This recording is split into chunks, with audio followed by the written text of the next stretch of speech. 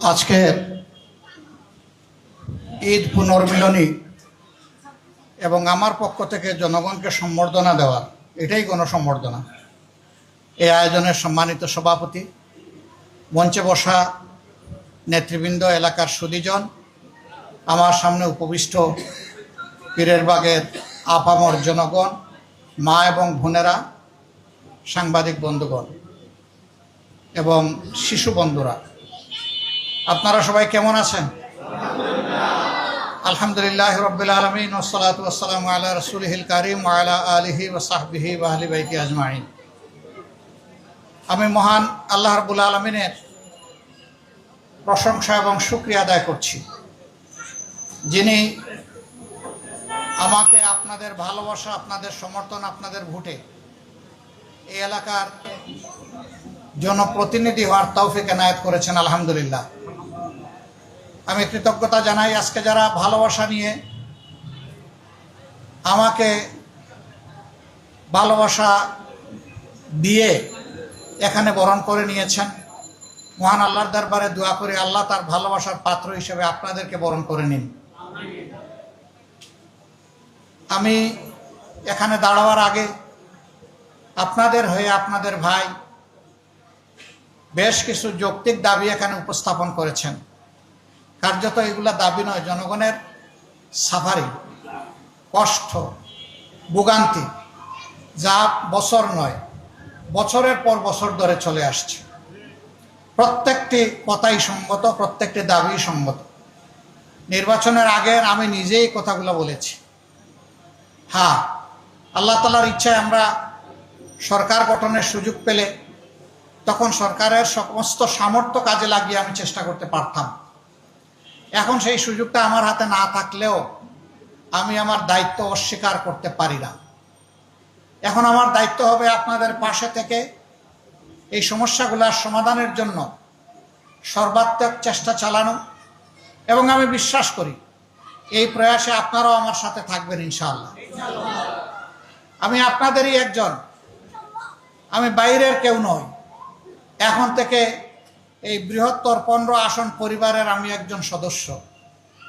আমি গর্বিত এলাকার মানুষ আমাকে তাদের সমর্থন এবং ভোট দিয়ে বরণ করে নিয়েছেন।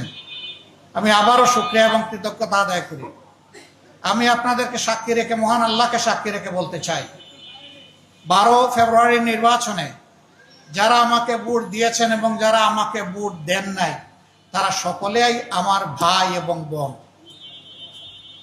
আমি তাদের মধ্যে কোনো বৈষম্য করব না ইনশাআল্লাহ। যার যেখানে যে হক, আমি তাদের সেই হকটুকু আদায় করার জন্য তাদের হয়ে লড়ে যাব ইনশাআল্লাহ। আমার কাছে এখানে কোনো দল, মত, ধর্মের কোনো ব্যবধান থাকবে না। এই এলাকার প্রত্যেকটি মানুষ আমার কাছে পরম সম্মানিত। আল্লাহ আমাকে যতদিন বাঁচিয়ে রাখবেন, আমি যেন আপনাদের এই ঋণের কৃতজ্ঞতাবোধ অন্তরে ধারণ করতে পারি, আমার জন্য দোয়া করবেন। আগামীতে আমি এলাকার প্রতিনিধি হতেও পারি, নাও হতে পারে, কিন্তু এই যে একটিবার আপনারা চরম চ্যালেঞ্জের মুখে আমাদের পাশে এসে দাঁড়িয়ে আমাকে কৃতজ্ঞ করেছেন, মহান আল্লাহকে সাক্ষী রেখে আবার বলছি, আমি চিরদিন আপনাদের কাছে কৃতজ্ঞ থাকবো ইনশাআল্লাহ। এই এলাকাবাসী নির্বাচনের আগে কিছু অনাকাঙ্ক্ষিত ঘটনার মুখোমুখি হয়েছেন। আমি সেই মা বোনদের প্রতি গভীর কৃতজ্ঞতা জানাচ্ছি, যাদেরকে আক্রমণের লক্ষ্যবস্তুতে না বুঝে আমার কিছু ভাই তারা করেছিলেন। আমি আমার বোনদের হয়ে তাদের সবাইকে ক্ষমা করে দিলাম। তাদেরও মা বোন আছেন, আমার অনুরোধ থাকবে যেমনটা তাদের মাকে, আপন বোনকে সম্মান করবেন, আমরা এবং তারা সবাই মিলে সমাজের সমস্ত নারীদেরকে যেন অনুরূপ সম্মান করতে পারি। নারীরা মায়ের জাতি, তাদেরকে সম্মান করলে ইনশাআল্লাহ আমরা সম্মানিত হব। তাদেরকে অপমান করলে আল্লাহ আমাদের উপর থেকে সম্মানের চাদর সরায় নেবেন। আমার কাছে সবচেয়ে বড় প্রায়োরিটি দুইটি, একটি হচ্ছে শিক্ষা, আরেকটি হচ্ছে শান্তি এবং শৃঙ্খলা। ঘরে বাইরে সর্বত্র শৃঙ্খলা ফিরিয়ে আনা হচ্ছে আমাদের দায়িত্ব। এটাই সরকারের কাজ। সরকারি দল যারা আছে তাদের প্রধান দায়িত্ব, আমরা বিরোধী দলে যারা আছি তাদেরকে কাজ দেখিয়ে দেওয়া আমাদের দায়িত্ব। জনগণের অধিকারের চৌকিদারি করা, পাহারাদারি করা আমাদের দায়িত্ব। জনগণের অধিকার লঙ্ঘিত হয় না বিরোধী দলদের দ্বারা, লঙ্ঘিত হয় সরকারের দ্বারা। সরকার যদি কোনো জায়গায় জনগণের অধিকার লঙ্ঘন করে, সেই জায়গায় ইতিবাচকভাবেই আমরা ধরিয়ে দিয়ে সহযোগিতা করব। আমাদের সহযোগিতা যদি সরকার গ্রহণ করে, আমরা সরকারকে ধন্যবাদ দেব। যদি আমরা সহযোগিতা করার চেষ্টা করার পর সরকার আমাদের সহযোগিতা গ্রহণ না করে, সংশোধন না হয়, মানুষের অধিকার এবং ক্ষতি করতেই থাকে অধিকার কেড়ে নিয়ে, আমরা তখন প্রতিবাদ করব এবং প্রয়োজনে আমরা প্রতিরোধ করব। এটি আমাদের নৈতিক দায়িত্ব। এজন্যই আপনারা আমাদেরকে ভোট দিয়েছেন। আপনাদের এই ভোটের আমানত, এই অঙ্গীকার রক্ষা করা আমাদের জন্য ওয়াজিব। আমরা তা লঙ্ঘন করতে পারবো না। ইতিমধ্যে জাতীয় জীবনে কিছু সমস্যা সৃষ্টি হয়েছে।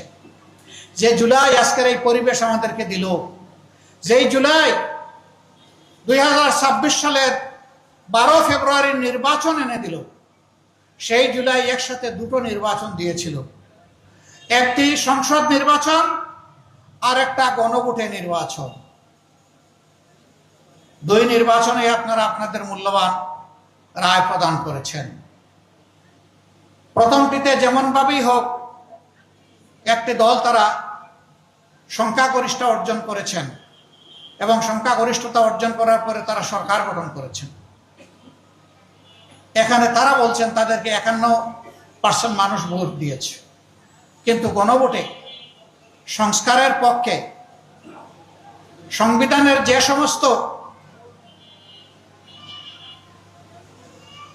আইনের কারণে এতদিন জনগণ অধিকার হারাচ্ছিল, ফ্যাসিবাদ কায়েম হয়েছিল, সেই জায়গাগুলো পরিবর্তন করে সংস্কার করার পক্ষে রায় দিয়েছে 68.1% মানুষ। এই গণভোটের গণরায় ইতিমধ্যেই সরকারি দল অস্বীকার করেছেন। আপনারা দেখেছেন সংসদে আপনাদের হয়ে আমি দাঁড়িয়েছিলাম, পয়েন্ট অফ অর্ডারে দাঁড়িয়ে জনগণের হয়ে আমি কথা বলেছি। মাননীয় স্পিকার আমাকে নোটিশ দিতে বলেছিলেন। কার্যপ্রণালী বিধির 62 বিধিতে আমি নোটিশ দিয়েছি। এটা গ্রহণ করে 2 ঘন্টা আলোচনা হয়েছে। আমরা আশা করেছিলাম, আমি যেমন গণভোটে হা ভোট চেয়েছি, জনাব তারেক রহমান তিনিও কিন্তু গণভোটে হা ভোট চেয়েছেন। গণভোটের এই দাবিটি আমরা বলার আগে তাদের নেতা সালাউদ্দিন আহমদ প্রথমে দাবি জানিয়েছেন যে গণভোটের মাধ্যমে এই সংস্কারের রায়কে আইনি বৈধতা দিতে হবে। আমরা সমর্থন করেছি। ভোটের দিন পর্যন্ত আমাদের অবস্থান ছিল এক, এখন যারা সরকারি দল, এখন যারা বিরোধী দল, কিন্তু ভোটের রেজাল্ট হওয়ার পরে তারা বদলে গেছেন। যখনই তারা 2/3 সংখ্যাগরিষ্ঠতা যেভাবেই হোক, যে মেকানিজমে হোক তারা লাভ করেছেন, এরপরেই তারা অতীতের সমস্ত ওয়াদা ভুলে গেছেন। তারা তাদের দলীয় 31 দফা ইশতেহারের কথা বলেন, সংস্কারের কথা বলেন। ওই দফার প্রথম দফা হচ্ছে তারা যদি সরকার গঠন করেন, তাহলে তারা একটা সংস্কার কমিশন গঠন করে সংবিধানে ওই সমস্ত ধারাগুলাকে সংস্কার করবেন যে ধারাগুলা অতীতে সরকারকে ফেসিবাদী বানিয়েছে। আমরা এখন যখন সংস্কারের কথা বলি, সরকারি দল তখন বলে সংবিধানে তো কোনো সংস্কারের কথা নেই। তো সংবিধানে যদি সংস্কারের কথা নাই, তাহলে সেদিন আপনাদের 31 দফায় আপনারা লিখেছিলেন কিভাবে? যদি নাই তাইলে আপনারা গণভোট চাইলেন কেন? যদি নাই তাহলে হা ভোটে জনগণকে আহ্বান জানালেন কেন? এই সবগুলো হচ্ছে দ্বিচারিতা, নিজেদের দেওয়া ওয়াদার বিরুদ্ধে অবস্থান এবং জনগণের রায়কে অস্বীকার, অগ্রাহ্য এবং অপমান করা। যখন স্পিকার এই ব্যাপারে কোনো সিদ্ধান্ত দেননি, আমরা আশা করেছিলাম স্পিকার সিদ্ধান্ত দিয়ে বলবেন গণভোটের রায় গ্রহণ করা হলো। তিনি এইটা না বলে বললেন যে এই আলোচনা এখানে সমাপ্ত হলো, যেটাকে সংসদীয় ভাষায় বলে টক আউট, আলোচনা হয়েছে, ফেলে দেওয়া হয়েছে, এখন আর নাই। আমরা মর্মাহত হয়েছি, জাতি কষ্ট পেয়েছে।